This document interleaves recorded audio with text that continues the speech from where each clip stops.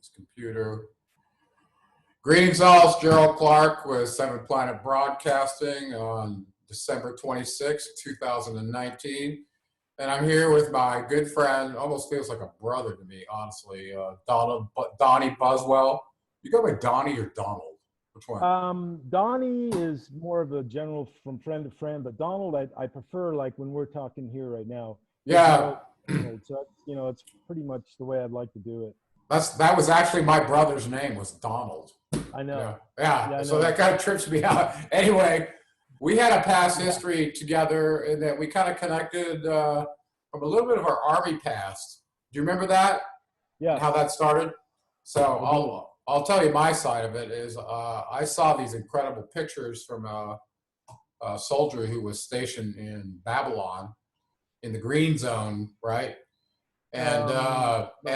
And we're showing the temple structure of Babylon, where Marduk was the chief deity, and I thought this is fantastic to be seeing this, from somebody who's stationed there, and that turned out to be you. Yeah. So yeah. It's really interesting because at the time, that was back in 2004, and I had a correspondence with Zachariah Sitchin, just exchanging letters, which was, tickled me pink that he would respond to me. There wasn't a very long response, but he actually responded. We had, 5 or 6 letters exchanged amongst ourselves. And I told him, I said, look, I am just 7 miles or, 17 miles away from, this old site, ancient Babylon. Would you like to have a bunch of photos? And he was like, yes, please send me all the pictures you have. And I did. He put them on his website. Back then, I took a lot of photos over there, and it's on my Facebook page, Donnie Buswell. You can see him. I think the album's called Babylon, and it's just me and this other guy. We were just walking around out in the middle of this no man's land, and we were, of course, well armed, and lots of rounds, lots of weapons and stuff, but just walking around, and half of it was rebuilt. Saddam rebuilt half of it, and then the rest was just, it was untouched.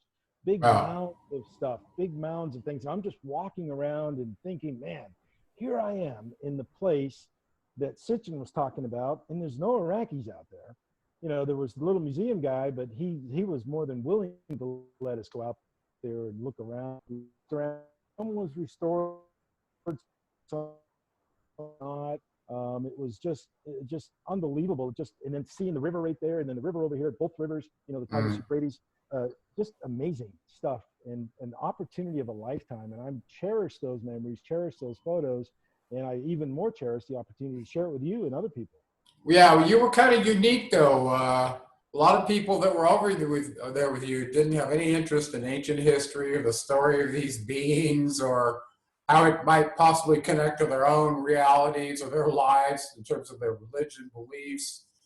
Absolutely none. No. So you were kind of like a misfit from that standpoint, right? Oh, yeah, all the time. I was totally alone, and I was the only one over there that had any. And I was looking. I was sending feelers out. Hey, let's go over here and talk about Marduk, and let's go see this and that. I mean, when I walked through the recreated Babylon gates and saw it say Marduk Gate, I had goosebumps going across my body. Because I know who he was. Yeah, how could you not? Yeah. He wasn't a good guy. I mean, I would, if I saw him, I'd probably go the other way, seriously, because it would just, he's not somebody and he was the first entity that I read about and impressed me in Sitchin's books, The 12th Planet. I mean, this guy Marduk, he usurped all the names of everybody and all the religion stuff, even my own religious upbringing in the Mormon church, LDS church, they talk, their own most sacred volume of scripture, the Book of Mormon, which is this right here. They talk, their first thing comes out from, 600 BCE when Nebuchadnezzar, when he went in there and took the Jews captive, and then, his family left. It's like, wow, this is amazing. And then Marduk has something to do with that. All this stuff interlinks. And of course, I, make these discoveries, and I try to share it with people in the church, and they look at me like, what are you talking about? Well, just Wow. go, study this, study the manual, study. I was like, dude, I can't do this. I need more. I need something else to chew on. And when Sitchin died, I was just doing random YouTube searches just a few years after he died and found your stuff, your video, the Anunnaki gods, where, and I was blown away. I couldn't believe how good it was. And I said, I have to know who this Gerald Clark guy is. I have to know. And I did a bunch of research, listened to as many videos I could of you, and reached out and said, dude, I got to talk to you. This is what I know. This is what I have. And just sharing information, which is, I love to do, you love to do. And I'm still listening to your videos almost every day. Listen to stuff you and James Swaggart, the guy at Capricorn Radio. We Those did are some, good, fantastic stuff. all that stuff was annotated with HD pictures and put on Disclosure Nation, and it had massive views. All that stuff I did with James, Yeah. it's all gone now off YouTube. Oh, I watch it every day. I still find it. Oh, I'm sure it's distributed somewhere, but it's not in one place anymore. And it probably isn't. I do Gerald Clark Capricorn Radio, and I find a bunch of videos like that. Yeah, well, I there's still like- have them on my channel and Yeah. on my premium channel, so they'll never go away. But yeah, Right. it's kind of like the Wild West online now with what's still in place and what's not. Oh, they take things off, things are deleted, things are removed, which really drives me crazy because it's sad because 20 years ago the computer came out and we've got all this great technology, we don't have to carry books anymore, but you know what, they can take it away like that. So we still need books. We still need something that we can actually write in. Like your book right here. We still need stuff. We still need it. So I love books. Yeah. Well, hey, I wanted to say, last time we kind of focused on the Anunnaki connections with Mormonism. This time it sounds like you've spent a lot more time looking into the Emerald tablets, assimilating that kind of information.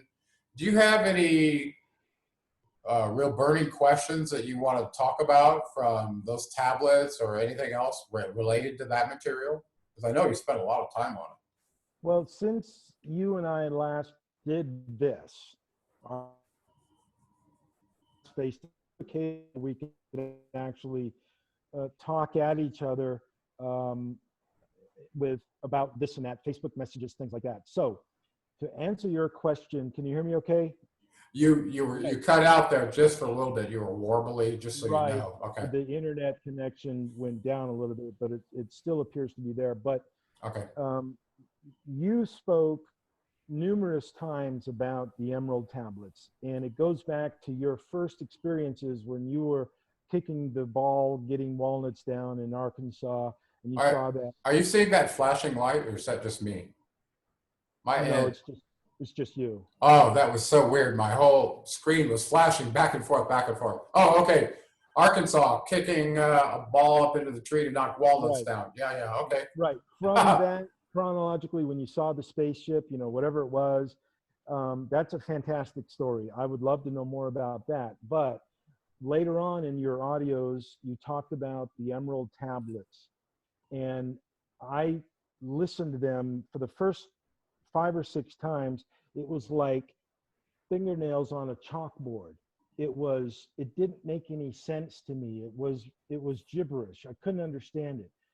Glimpses here and there, words here and there would come out. And then I'd have to listen to them all over again. And those words that previously stuck out, they now stuck out more with 5 or 6 words surrounding that initial word. So I kept listening to them. And it first became like the first tablet, the third tablet, the 5th tablet, 7th tablet. Those stuck out. And now all the even ones stick out. And now when I listen to them all of them resonate. I just finished again 10 minutes ago listening to the end of it. And I have to share this with you. I shared those Emerald tablets with my uncle. He's a big time LDS Mormon guy. Oh, really? One of the high ranking guys. Yeah. We listened to the Emerald tablets of Thoth, and he actually listened to them. he was amazed with them. And if you can think back, you know all this, but I want to share that with you. Yeah, yeah. Everything Thoth tells us, he says, you must look up to the light. Look up, look up, look up. And then he starts every tablet with, listen ye, O man, hark ye to my words. Listen ye, listen to me. Listen to what I have to say. Look up, and then look at you for answers. And I correlate this stuff. And you said, well, Jesus probably was Ningishita, and that blew me away. I was like, whoa, wait a minute. And then I thought about that for multiple months, pondered it, and that makes the most perfect sense right now. Jesus Christ was Ningishita, was Thoth, probably Buddha, and maybe Melchizedek, maybe somebody else, a bunch of other people. And that is the only thing that makes sense to me right now, and I'm sticking on to that. And I want to tell people about it. And the Emerald Tablets, it's hard to really believe just how important they are. 33,000 years ago. What is that? That's the Lost Teachings of Atlantis. I want to give you a real quick snippet out of here that came from the history of Atlantis, where it talks about Thoth, Jesus, blah blah blah, avatar incarnations. Check this out. It's okay.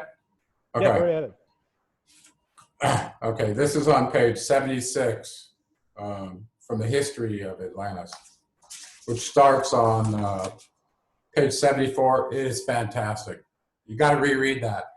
Led by the great being who became known as the Atlantean Amuleus, then known later as Thoth, and eventually well known as Jesus much later, the second wave of our entering into the planes of the Earth Mother began. They're talking about rescuing the first wave of consciousness got stuck in material form. So that was the first reference where Thoth, Jesus, and Amuleus were the same being. Here's another one.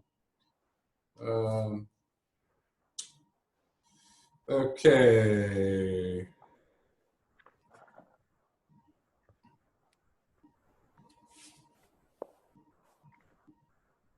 Where is it? Okay.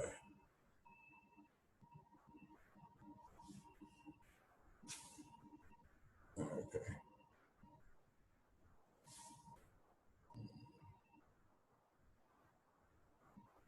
Oh. I guess this isn't as good as I thought. Anyway, it's talking about the Essenes.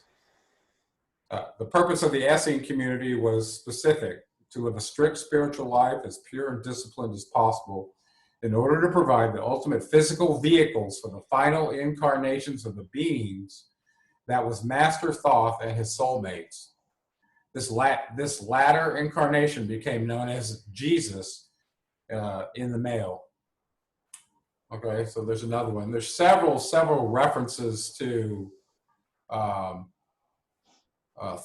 being the initiator of the order of the Lost Teaching of Atlantis, and that Jesus was the last incarnation of him. So they recognize that over and over in here. As you know, I used to be a missionary, spent 2 years down in the Caribbean for the Mormon Church, Latter-day Saint Church. And I was one of the first ones down there. I mean, breaking ground, the first ones down there in these little Caribbean islands. It was really fun back in '85. It was really fun to do that. But I can't remember where I was going with that. But the message of Jesus is it rings the same as the message of Thoth. And what I don't want to see happen is people reject this stuff because it doesn't coincide with their strict religious upbringing and boxes that they're into. Because it's hard to tell people about this unless they have a base knowledge of it, unless they have a knowledge and understanding, and which really amounts to about 18 months of study, all these books that are on over your shoulders, and the books that I held up here. You got to start reading this stuff. It really matters. People have to start really reading it, which I've done. I've been working on since 98, 99. I know. I've been waking up. I started waking up. I'm sorry. I've been watching. I know. You You've know, gone through a lot of changes. I mean, So it's part of brilliant. part of that we call breaking the God spell. Do you want to talk about that? What that means to you relative to your experience, and what Um, that looks like? Because I know it impacted your relationship with your family and a couple other things, which it usually does with everybody. So, yeah, it's. I mean, it's. We're looked at when 9/11 when 9/11 happened. On 9/12, I was telling everybody in my intelligence community in the Army, in 8th Army headquarters in Seoul, I said, look, this is an inside job. This stuff was blown up. We must have did it. You know, the planes were distraction. I won on the very next day, on Wednesday morning, I was talking this. And they thought I was a cuckoo bird, a knucklehead for this kind of stuff. So I was way ahead of the time. I was way ahead. And these guys that were my bosses back then, Lieutenant Colonel Sam Casimo, he came to me just 2-3 years ago and he said, hey, you were right. You were absolutely right. And I was wrong.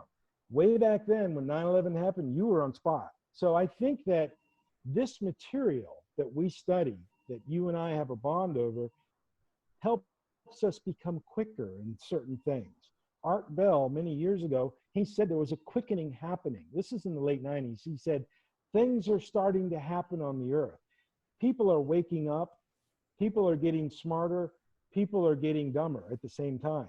So I like to associate and meet people that share my same kind of views, that know more than I do, that we can kind of have a meeting of the minds about. This is what I like to do, because the main thing, I freely admit it, I took it from your website, the message from Enki, the anonymous message of Enki. I recorded that in a very crude manner with this phone right here, this BlackBerry. I held it up to the computer and I recorded it and I put it on my own personal YouTube channel. And that video right there has probably got the most hits of any other one, any other video I've got. So it's amazing. So it is. It's crazy. I know. I mean, I've that I've was, listened. I've listened to that crazy message at least 100 times, and every time I go back and listen to it, I feel the truth in it, and I feel the connectedness to the what he was trying to share with us about what's going on. oh, what's going on right now? And then the greatest lie is in the Bible. It's sort of telling us a little bit about it, but it's sort of not. You know, Adam and Eve, the creation of Adam and Eve, you know, the serpent is the bad guy. You know, this Mhm. has always bothered me, as even as a child. We're told in church, you know, Satan's a bad guy, blah, blah, blah. The devil's the bad guy. But then again, the snake is associated with the devil. But then again, Jesus tells us, be as wise as a serpent. Well, wait a minute. Why is that? That doesn't sync up. That doesn't make any sense. So Yeah. the serpent had to have something in it. There had to be some more. So the Bible, you know, the Bible teachings, they're leaving out tons of stuff, Oh yeah.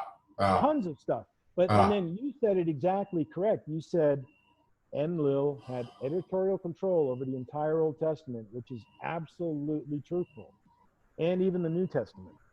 hmm Yeah. Yeah. Now, I guess I don't know how those two work together. Let's see. There were some things I wanted to see if I could get out of you before we move too far along. So, in this process of, I want to go back to this process of breaking the God Yeah. spell, and it's a process. And what we're talking about is the assimilation of real, tangible, historical information that whether you have to go to a museum and see it or you get the pictures of it sent to you from Donnie Buswell from Yeah. Babylon, whatever it Yeah. is, okay, when you finally go, okay, this wasn't just some nefarious idea that somebody had. This is really important to answering some of the most fundamental questions about humanity that we need to know is who we are, where we came from, what are we here for, and where are we going? Okay, real important things.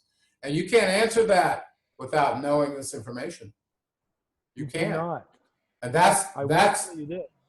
I will say this, though. I think it's very important for us when we were young children to have good parents. My mother, she's still alive, but she has very little appreciation for this material. She just takes it with a 10-foot pole and said, oh, that's nice. That's nice that you study that. That's wonderful. So what is it going to do for you? And I said, well, it's going to help me be nice to other people and help each other out and just share love, you know. But my point is about my mother. When I was young, she said, study internally, meaning that don't go outside externally and try to find solutions in this person or that person, because they're just as screwed up as you are or anybody else. That's actually very wise advice, isn't it? You have to go internally and study it. He said, just sit down and think about everything you're doing and just think about it, ponder it, you know, weigh it out, do wargaming in your head, you know, in your heart. And I took that sage advice when I was a little boy, because, you know, my dad was a little bit off the wall in a lot of regards. He wasn't as grounded as my mom. So I kind of, you know, adopted my mother's level-headedness, at least I tried to. So, and then later on, when I discovered Thoth in his Emerald tablets, he said, go inward. Go inward. The solutions that you need are inside of you. And then the other side of the coin, when you study the teachings of Jesus Christ when he was here, he said the kingdom of heaven is within you. Of course. Yeah, they were one of the same teachings. And I think that was one of the really important things to you, wasn't it, that you recognized? Yeah. Plus, if you looked into the Emerald tablets, it was going much further beyond just saying you were, you know, a spiritual being having a human experience. It was giving you the layers of your ethereal body and breaking down in some of those tablets, okay? Giving you the hardcore details of your template and how it works and how that energy in you relates to the holographic reality of the different dimensions. I mean, that's a lot of details in the Emerald tablets compared to, you know, what you got out of the Torah, for instance. Well, Thoth tells us, and you know this, I know this, he says, you must strive to leave your body, but here's the guidelines for doing it. And that has always been perplexing to me, because I've never imagined that I could do that. But I have memories that I can't explain. I have memories of Atlantis, and I don't know why I do. It's very strange.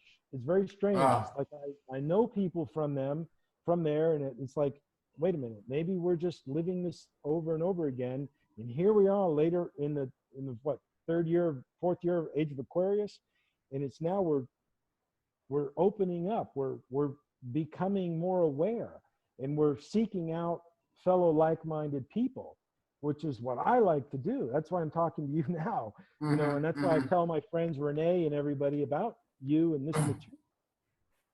Yeah, I go back and forth on how important it is to find people that are pursuing the same information that you are, because a lot of times you need a little bit of a support infrastructure depending on the controversial nature of that information, which in this case, it is so controversial. It messes with our anthropology, archaeology, and cultural and physical anthropology. And it messes with our understanding of where civilization came from, who we are, our genetics, the whole thing, you know. So well, it matches well with Hermes Mercurius Trismegistus, the 7 Hermetic principles. I mean, it's like this being, this great being, our savior, our benefactor.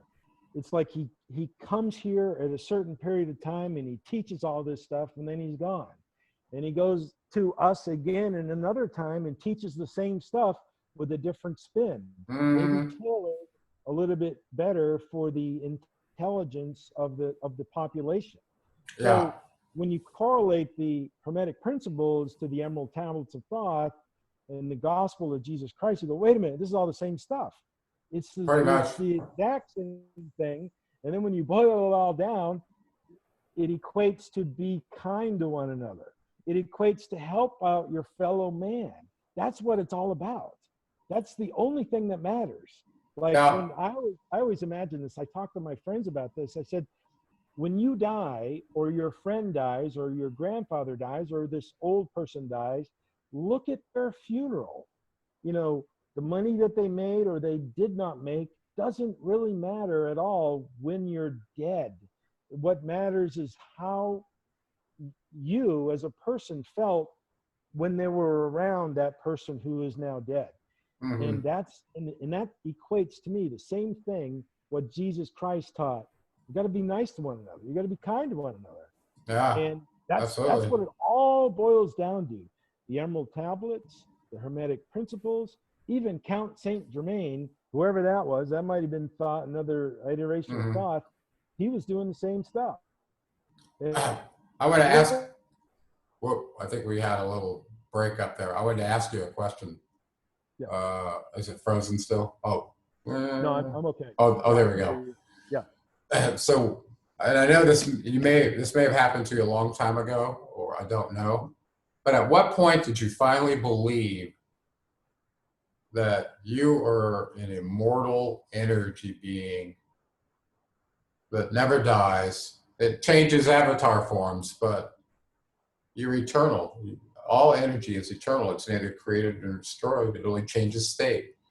And I think you believe that. Tell me if I'm wrong. But when you find that out, it changes your whole relationship to the material experience here in this incarnation, does it not? Yeah, it does. I sort of knew that when I was a little boy. I sort of knew certain truths, but I couldn't really put my finger on it. I knew certain things. I just kind of like, okay, that's not a problem. We know this. We know that'll be the fact. We know that will not be a problem. So I sort of knew certain things, and it took me growing up, learning how to read, finding something that I'm interested in, because I've never really had an interest in church, the doctrines of church, this and that, or I look for things that spark my interest. You know, I need to dive into it. You know, I can kind of get the gist of it I get the gist of a lot of stuff really quickly, but some things I really dig into, and these Emerald Tablets, your research, the Hermetic Principles, Hermes Trismegistus, who this was, and then Jesus Christ, that's what matters to me. It's a spiritual experience, but I realize that this is just a tangible body, and Thoth tells us to leave our body, and he teaches us how to do it. That's what I wanted to go into that with you just a little bit. Is that okay? Yeah, that's fine. But my point is, he teaches us to leave it, and that must be a lesson to teach us that this is just an avatar. So you can come and go. He said himself, he says, I'll take anybody I want at any time I want, and maybe multiple bodies throughout multiple spaces of time. Sure. Because to him, I don't think time matters. No. You know, I mean, he talked about the law of time, why it was created, and you know how it relates to gravity and stuff, which I still find that fascinating to study that. Absolutely. Over and over again. I mean, me too. Yeah, the law of time, why it is there, and it's, you know, my dad is dying of cancer right now, and he's fighting it, but he can't. It's difficult for him, as it's difficult for a lot of people, to realize the mortal coil. I mean, the principle of rhythm, as we know it, you know, if the measure of the pendulum swing to the right is the measure of the swing to the left. So whatever you have over here, a lot of has to come from over there to pay for it. So for example, my father is a very talented singer. He's got tremendous talent in singing, but he's got a lot of things that he doesn't have because the balance is not totally there. He's extremely talented in that way. He's extremely artistically minded, but he doesn't understand the body. He doesn't understand this. It's very troubling to him, and it's troubling me because I'm trying to convey this to him. Hey, you're going to die. We're all going to die, but the spirit is energy. Energy is spirit. That can't die. It's going to live forever. So when you found that out, how did that affect you relative to your beliefs about religion, Abrahamic religions, even Mormonism? What did that do to you? Because you realize a lot of them are holding out, going, you know, if you wait till here, and then second coming, and then, okay, Dad'll get first, and then you next, like that. I mean, it kind of puts you on hold, right? On your spiritual path. I couldn't I couldn't go to church anymore every Sunday because I felt like I was becoming dumber every week I would go. I wasn't learning as much, meaning I felt that I was learning less by going through all the motions of a said church. I was learning less and less. So I'd go on my own study and let my mind receive the information as quickly as I could. And I was exposing myself to all this new information that correlated some of the basic tenets of my faith. So I can't now, I will not say now that this church is fake or that church is true. They're all true and they're all fake. Okay. That's what it is. It's the same thing. You know that, and I know that. It's just saying it's, they're all hot and cold. It just depends on where you're on the spectrum. So you got through that, and then you basically tried to help your friends and family break the God spell, or you just went deeper on your own into the Mainly information? deeper on my own, because a lot of times, Gerald, I don't have the words to talk to people because I'm not fully there myself. I'm not versed in it enough. We only live we can't live beyond 120 years. We just can't do that. You know that. I've heard you say it. We are physically locked down. And it's very frustrating at times because I'm a retired soldier now. I'm 54.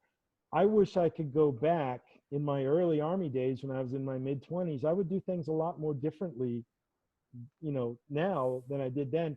And I would not make mistakes. I would have been a sergeant major at 15 years in the Army, or a colonel. So now I seem like I know what I'm doing, but I'm 54. So it's like, and you're 56. So why is it now in our late 40s, early 50s, we start to figure it out? I'm not sure. I think I'm just kind of a slow learner. Me too. Why is it that, why do we pick it up now? And then, I've got young people working for me in their early 20s, and I tell them, don't do this, do this. And they ignore me, like, oh, okay, I'll do it on my own, and I'll learn it on my own. But then again, I was the same way. I had to learn it myself. Yeah. But now here we are, mid 50s, and we're just now starting to get it. Just now, barely. I feel really lucky that I stumbled onto that information that answered so many fundamental questions for me that were unanswered to me. I had a very probing mind growing up. And so I was very grateful. Actually, when I first discovered the information, I was like, I don't know, I was probably pretty zealous and assimilating as much of it as I could, because I felt like I'd really found some real truth. And I'd sorted through so much BS that I could tell didn't resonate with me. But suddenly when you recognized it when you were when you were doing your HD television broadcast, and then when you were in Turkey doing that. Yeah, I was totally. But you couldn't talk about it. You couldn't talk about it. You keep it to yourself. And I think today we can now talk about this stuff more freely because people are more open to it. If you go back to, like, for example, I referred to 9/11. If you go back to 2006, I got in a little bit of hot water about 9/11 because I wrote an email, or I replied to an email saying that, hey, your premise is wrong, Colonel. It didn't happen that way. So I got in a bit of trouble for that, and went all the way to the Pentagon, and I won. I won the entire thing. So I was a bit ahead of the game, so to speak. And now today, my point is that you can walk down the street and talk to people, and they'll all believe 9/11 was an inside job. You don't find anybody that defends the official story anymore. It's kind of similar to the term Anunnaki, like in the year 2003 or 4, when I was really starting to look into it. Yeah.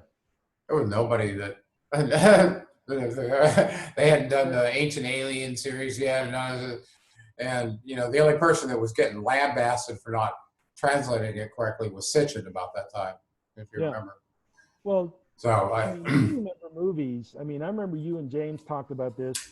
He was talking about the movie called They Live, and you were talking about maybe Battlefield Earth, or you were talking about I would have mentioned seminal movies, some very seminal movies that were really instrumental in waking you up. For me, it was The Matrix. Yeah. One of the Martian movies where they had the face of Sidonia. I can't remember the name of it, but there's a lot of stuff that really scratches your mind and gets you awake, maybe to probe your mind a little bit and go, wait a minute, what if, what if, what if that's true? And then you find something like in the most excellent TV show, Fringe. You got to watch this. I do. Okay. You got to watch Fringe. I mean, Okay. It's all on DVD now, but it was relegated to Friday night. I mean, they talk about things, Gerald, that will blow your mind. Like, for example, they want to rob a bank. So what they do is they develop a pattern buffer they put on the bank wall, on the bank vault, and they change the molecular structure of the bank wall, the safe, and the guy gets in a suit and he fires a harpoon through the now translucent wall, and he goes through the steel, and he robs the bank, but he doesn't take any money. He takes something out of it. So those are all little things that are in Fringe that go, wait a minute, this doesn't, and then, you know, like later on in Fringe, the visitors are from our very, very distant future. They come back here to change the earth, to change the atmosphere. And then Enki, in the message from Enki, he said, look, Marduk is spraying your atmosphere, trying to kill you with cancer. This is in Fringe?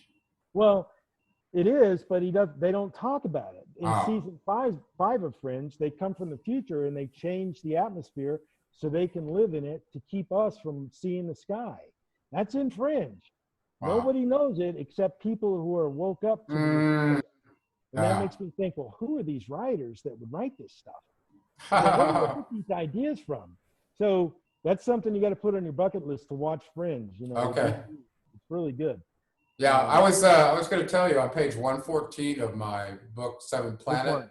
114? Yeah, something like that. I started going over the differences between leaving the body that came from Robert Monroe and those from Thoth. I think that's about where it was. Is that about right? Drunvalo Melchizedek describes the human energy as fields existing in layers around the body.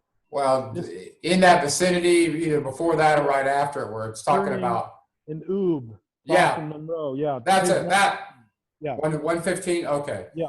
Well, that section right there came to mind when I was thinking about what you were saying, because in my mind too, Donnie or Donald, way back when I was 17 and I got given this book by a professor at school. Journeys out of I was 17. I've heard of that book. Yeah. This humanities prof told me to go get this book when I was 17 in high school after he read my journal that I've written about leaving my body as a normal thing. And I didn't know that it wasn't normal for other people. I was a hillbilly from Arkansas and I just landed in the California school district, you know, not really thinking anything about this. And so that was the first time I got exposed to this. After messing with this book at the age 17 for a very short period of time, I was so excited that I finally discovered what was happening to me, because I had no idea. And actually, I was really excited about it after that. And I practiced it, and I got really to the place where I could do it quite frequently. And then it kind of stopped. And after reading the Emerald Tablets from Thoth, I realized what part of his requirement or request for you to go beyond just separating where the finite meets the infinite, where your energy meets your matter. If you can distinguish those, meaning separate them, then you can experience the reality that you're an eternal energy being and that this is only an anchor that you use, an avatar body. So maybe that's the reason that Thoth tells us to do that. Right. Leave the body. They're right. Now, I personally want to become more aware of that. I may have had out-of-body experiences, but I don't know it. I've had dreams where I don't know if it was a dream or it was reality, because it's senses that smell, taste of different places I can't correlate it yet, because they could have been my own personal oobs, which I don't know if they were or not. So I need to personally study that more often. Well, that page I just gave you, is that Yeah, 115. 115. It's just Yep. a real quick summary of the basic process. Yeah, that Robert Monroe used to use to enter what he called borderland dream state. So basically, it's a natural process where when you lay down, you start decreasing brainwave frequency, and then suddenly you fall asleep, right? Yeah. Well, the only difference with this is instead of letting your brain fall asleep, let your body fall asleep, but be doing something with your brain so that you can stay focused while the rest of that goes, the other senses go to sleep. And when that happens, this is accessing the borderland dream state. It's not very complicated, okay? That has to be well, Thoth tells you the directions on how to do it. He's got his way too. So Yeah. that's in that little section I gave you. I'm comparing and contrasting those two methods that they offer. I like to listen to the words of warning that. Of who? The words of when you leave your body. I listen to that. What Thoth tells you to avoid. And then when we were children, we'd hear the saying, "I'm going to run circles around you," you know, and then that comes from Thoth. He says when he was way out there in space, he did this circular motion to get back to his body because they would correlate and find him. Yeah. Like, Well, I want to. circles. Well, I want to tell you. I just reread that section, and it was because Thoth was talking about those who go beyond the boundary toward the seventh dimension. Okay, they're not in their local dimension or local parallel dimension. These are people that are violating the They're way out there. So he was warning those ones, but his warning, it sounded really severe that it applies to everybody leaving their body. No, when you first leave your body, you'll be lucky to leave locale 1, which is like your bedroom, your local area. So, which is by design, it's designed that way so you don't get freaked out, Well, so, step by step, small steps have to be taken. That's right. But he tells us you must, he tells us in the Emerald Tablets multiple times how to do it, why we need to do it, and to do it again. And then if we meet people out there that are going to try to bring us harm, he tells you, look, say this, I am the light, and he is no God, and then they won't believe you. And he says, do it again, but say it more forcefully. I am the light, in me, no darkness. Wow. Then they will open it up to you. Yeah. I had to listen to it like 100 times, and I have 500 more times to listen to it. Yeah. But the beauty of what I do at work, I listen to this stuff all day. I bought a Sirius radio subscription, a lifetime subscription, just to hear Howard Stern in 2006. Now I can't even listen to him. He has no appeal to me. In the Ozzy Osbourne music, I can't listen to it anymore. So I listened to YouTube all day long, and YouTube was blocking me from watching videos, so I had to buy the premium content. And now they let me stream all day long with no, blocks on it. So, it's like I couldn't stream anymore because I was exceeding their cap on the free user stuff. So I had to buy it. Yeah. But I listen to this stuff all day long at work while I'm building these cars. I'm doing what I know you are. I listen to this stuff all day long. And I bring balance, sometime, and then I go listen to music, but it can't be one or the other. There has to be a balance in everything. So this is what I take from Thoth. Yeah. Bring balance. You must have balance in everything you do. Sleep, eat, laughter. If you take, for example, Robin Williams, the actor, comedian. We saw him in his movies as a very upbeat, very cheerful, happy, funny guy. But in reality, he was a very sad man, very sad man. He made a couple movies where he exposed his sadness, and it was dark. And so he was not one in balance. He wasn't one in equilibrium, which was sad, really sad.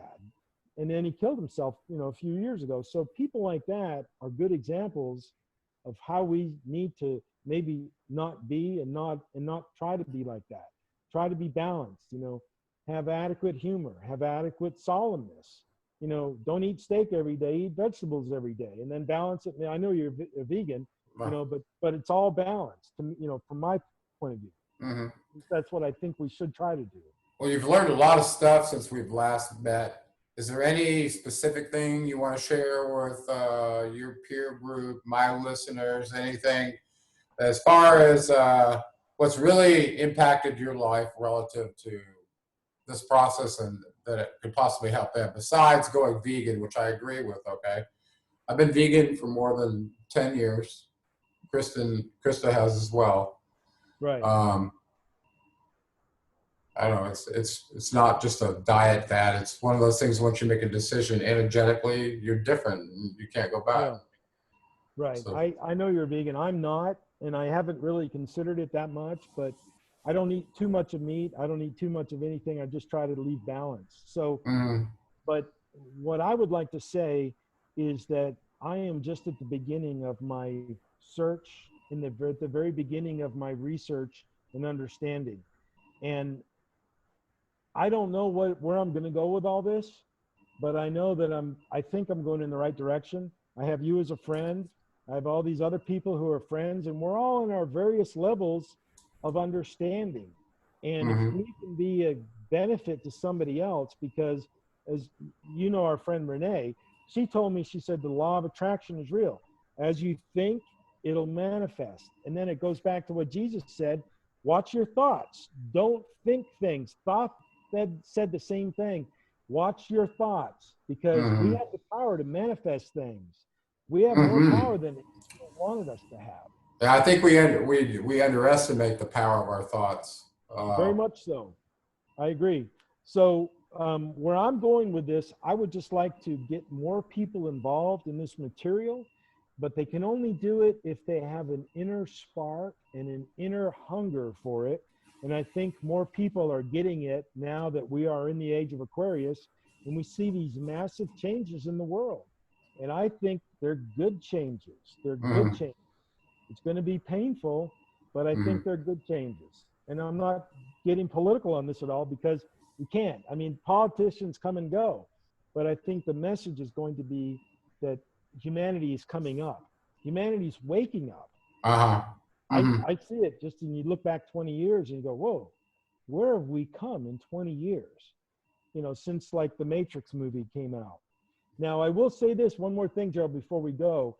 In the movie, in the TV show Fringe, they have a duat in real time. In the movie, in the TV show Fringe, between the universes, they have a special duat, and they have to go through certain protocols to pass through it.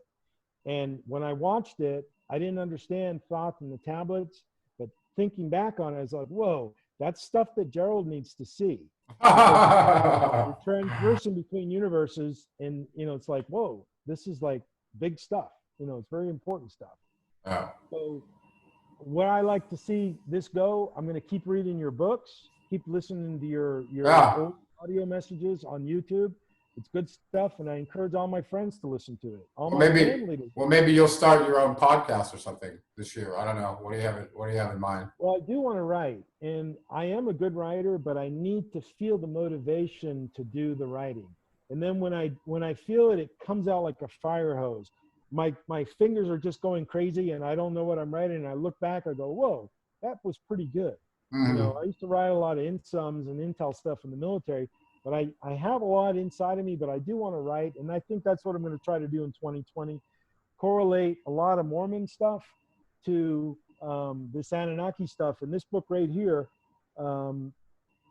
Early Mormonism and the Magic World View, and there's alien stuff in there. I mean, the author is writing about it, but I don't even think he realizes what he's talking about. Well, that the Anunnaki connection. So that's what I want to do, you know, research more into this and write about it. And then maybe just to help myself learn, because we always learn ourselves by writing about it and teaching others. That's how we learn. Right. That's how I learn. I know you've said that yourself. So I think we're going to probably just do one structural integration class this year. I'm kind of announcing it right now. We put a flyer out that will start April 20th to May 20th. I do want to come down there for that. And we didn't talk about this because the body, what you've talked and what you teach people about the body be in the temple and aligning it properly with your son, JJ, and his problems and how you got into it. That's a fascinating story, by the way. Yeah, yeah. And how I it, think that the body is part of the spiritual worship. If we can get our bodies correct, because I mean, look at people that are handicapped. They're miserable. They can't have the higher spiritual experiences because their body is not in line. So I right. think that I have now a new Structure is understanding of what function. Yeah, Structure is function, is energy, basically. totally. Yeah. Yeah. Yeah. So, yeah, I get that. And, you know, it's just one of those things that if you happen to be able to do that and get your antenna loosened up where it can connect to the gravity field Yeah. and experience that level Yeah. of connectiveness, it's like anything else. You can't believe that that really is that impactful until you experience it. You know, it's just one of those things.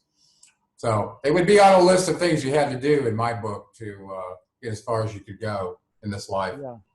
So No, I agree. So you brought structural integration to me. I had no idea what it was. You brought a lot of things to me on the table to help me understand.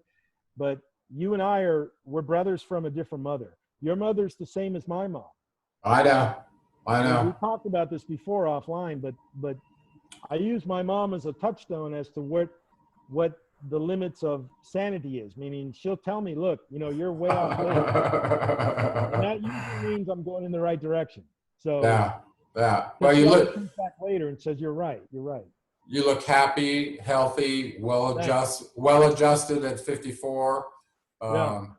And I love you, brother. I'm probably gonna let you go. I think it's Yep. time for a little bathroom Yep. break. It's been 48. It's been almost 55 minutes, which is Perfect. good. Perfect. Yeah. Well, let's cut it there and share this with people. And I'll add some links to more research so they can follow up on some of the stuff we talked about, some of the movies too. Okay. Hey, Gerald, if you want any more help, I'd be glad to give you plugs, you know, and my little small audience. So I'm your fan. So I love you. I can't wait to meet you. Maybe I'll drag Renee down there to Mexico and we'll come down there and see you.